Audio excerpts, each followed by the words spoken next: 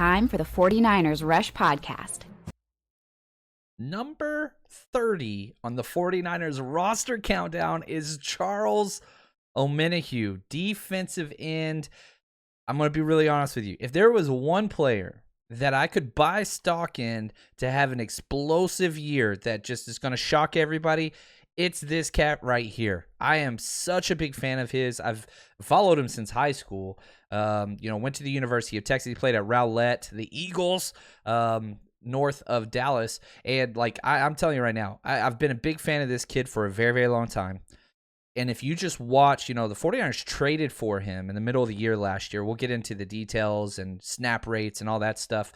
But I'm telling you right now, this kid is poised for an explosive year. I'm very, very excited about it. I want him higher on this list, but the 49ers roster is so stinking good. It's hard. The numbers get difficult at number 30. We've done 60. We got 30 left. We've already done 90 through 31, which is incredible. This has been a fun journey. And, some of those back-end roster guys, which I love, digging into all that stuff is really, really fun. But now we're getting into the top 30. And I'd be willing to argue, if you look at the top 30 of any team's rosters, the 49ers are at the top of the list. There might be a couple other teams. You look at maybe the Browns, maybe the Eagles, maybe the Bucks. There are some very good depth-built teams, but none better than the 49ers. And Charles Omenihu at number 30, I think, is a testament to that. So, jersey number 94, the gold cleats, baby. 6'5", 280. Here's what this guy brings. Length and efficiency. Just very, very, very efficient and explosive. He has a longer wingspan than LeBron James. I'm not exaggerating either. Like an inch and a half longer wingspan, 85 and a half inches. LeBron's 84. This dude is length. Only 24 years old. Young, entering into his fourth season, 6'5", 280. And whenever you see him, it's not bad weight. This dude is jacked, compact, which is crazy to say whenever you're talking about somebody that's 6'5". Now, he was a 3-star recruit. He chose Texas over Notre Dame, Michigan, LSU, ASU, Florida, Oregon, TCU, Mississippi, Nebraska. Went to the University of Texas. Hook 'em, baby. He was born in Houston, lived in Dallas since he was 1 year old. Listen to his parents' names, Regina and Sunday Omenihu. I love it. Has one sister as well. Honor roll student, all 4 years of high school. So, you've heard that one before. And majored in sports management. Big music guy. That's one of his big passions. Now in high school, at Rowlett High School, coached by Doug Stevens, who I've met a few times. He was a 2-time All-District, honoree. He made it to the Semper Fidelis All-American Bowl, named first team All-District in 2014. He was the number 15th defensive end nationally. And, you can just go through all the things that he did. He was the number 2 defensive end in the state by Dave Campbell's, which if you've ever been to Texas, that's a really big honor to get. 61 tackles, 11 and a half sacks, 23 tackles for loss, 5 forced fumbles in 1 year. That was as a senior, and just was an absolute stud. Whenever he got to the University of Texas, it didn't take long, which Texas has not been great, not been good, I would argue, for a very long time. But the recruits that they've gotten a lot of talent. He comes in 2015, played in all 12 games just kind of as a reserve, but, got involved. Sophomore year, made 7 starts, played pretty well, 3.5 sacks, 4.5 tackles for loss. Junior year, 2017, played in 13 games, started every game except one.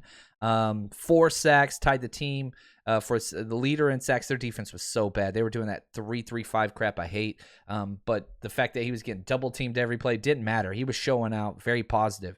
And then in 2018, named the Big 12 Defensive Lineman of the Year, all Big 12. You can go on and on and on. In 14 games, he had 18 tackles for loss, 9.5 sacks, 2 pass breakups, 1 forced fumble, 1 fumble recovery. Was just incredible. And so finished strong. And this has kind of been the trajectory for Charles Omenihu from the start. All the potential in the world, even in the NFL, all the potential in the world. And it's just on this constant incline.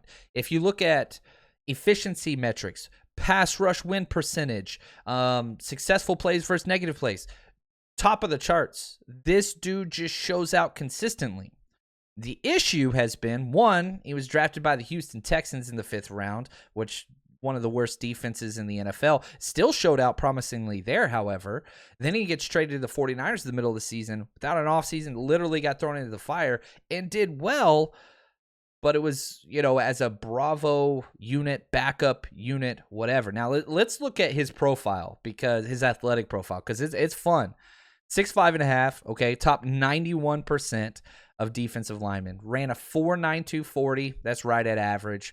3-cone 7.48, not great. Vertical 36.5, that's top 91%. This dude's 280 pounds, jumping 3 feet vertical, flat-footed. Arm length 36 inches. I mean, 34 inches is the cutoff for an offensive tackle, right? This dude got 30 long arms. I mean, it's uncanny. 98th percentile. Wingspan 85.5 inches. Like we said, longer than LeBron James. That's 97th percentile. He's long, tall, very long armed, and can jump. Explosive. Drafted the 5th round of 2019. Pick number 161. My pre-draft write-up, and again, like, I didn't write up a lot on him because I knew everything about the kid before he was drafted. Length and upside, great motor. Amazing effort. Workout warrior in the gym. Just posted a video deadlifting well over 500 pounds, repping it, squat. I mean, the dude, strength on strength on strength. Now, he still has not hit his potential. He's not there. And if you follow him on Twitter, which I recommend, man, he's even put out there, never had a full off season in the same system, because, the Texans are getting fired and stuff, coaching staff all the time. This is his first off season in the same system. And so, man, he was good when he showed up day one, but I'm telling you right now, this kid's going to be great. This kid's going to be great. Now, whenever he was drafted by the Texans, he got played in 44 games as 7 starts, not really a lot of memorable games, I guess you could say. But, I mean, again, he's been good. And whenever he came over for the 49ers, he was traded November 2nd, right at that trading deadline just after Halloween. We gave up a 2023 6th-rounder, which pennies on the dollar. And his best game was against the Cowboys in the wild card round, where he had 1.5 sacks, a forced fumble, 6 pressures. And again, all of this while being just kind of like a backup, Bravo unit defensive end. He played in every single game for the 49ers after the trade. He got 197 snaps, 16.4 snaps per game. So they plugged him in right away. You look at what he was able to accomplish on the year just for the 49ers, because again, the first was 6-7 games were with the Texans. Then he came over with the 49ers. 17 pressures, 1.5 sacks, 3 quarterback hits, 12 hurries, 1 pass breakup, 7 solo run stops. Did have 2 missed tackles. But you look at the efficiency metrics, and they're just off the scales. He finished with the 3rd best pass rush grade for the 49ers, behind only Bosa and Armstead. He had an 18.3% pass rush win rate. Okay, that's a percentage. So basically, 1 out of 5 snaps, he wins on pass rush. That was 2nd for the 49ers, behind only Nick Bosa, who had a 20.5. So he's at 18.3. Bosa's at 20.5. Now, does that mean he's close to Bosa? No. Bosa's fighting through double teams. Charles Omenihu is not. But it doesn't matter. I mean, the dude's just winning. And you're giving him time to get used to everything. Oh, man. And here's my favorite part about this. He got snaps inside and outside at camp. So you look at what Arden Key did last year, I would take Charles Omenihu over Arden Key all day. Like, I really do believe he's a better player. So he's going to be, possibly him or Kerry Hyder are going to be getting that role in that NASCAR package. God, I hope it's him. I want Bosa and Drake Jackson outside, and I want freaking Armstead and Charles Omenihu inside. That's what I want.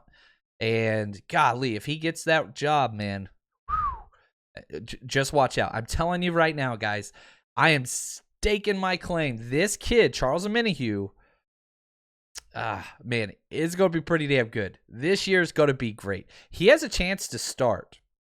Now, you got Nick Bosa on one side. You got Samson Ebukam on the other. And that I like Samson, and the 49ers like Samson. And I think that he's going to be the starter week 1. But here, let me say this.